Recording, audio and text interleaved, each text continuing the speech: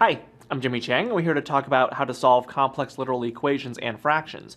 Now, as you might imagine, literal equations are equations that have a lot of variables in it, generally more than one or two, and sometimes, depending on what the literal equation is, they may have fractions involved. So let's just go over an example as to how to solve a complex literal equation with fractions, and you'll see how this all works. Now, we're going to take an equation that you may be familiar with, the volume of a sphere, which is 4/3 pi r cubed. Now this has two variables, the v and the r. Right now the v is by itself, but let's just say, and oftentimes when you're asked to solve literal equations, you want given in terms of what variable to solve for. So let's just say we want to solve for r. Now, first and foremost, what you want to think about is getting rid of the fraction. Now, the denominator is 3, so go ahead and multiply both sides by 3.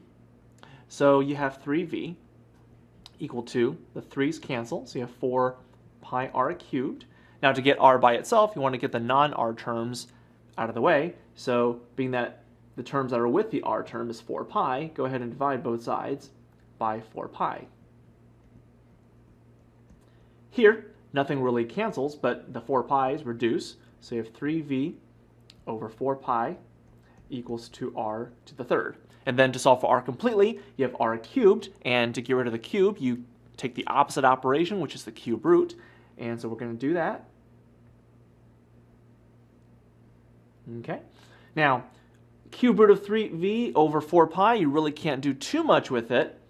You may be asked to rationalize the denominator, but it really depends on the textbook and the directions.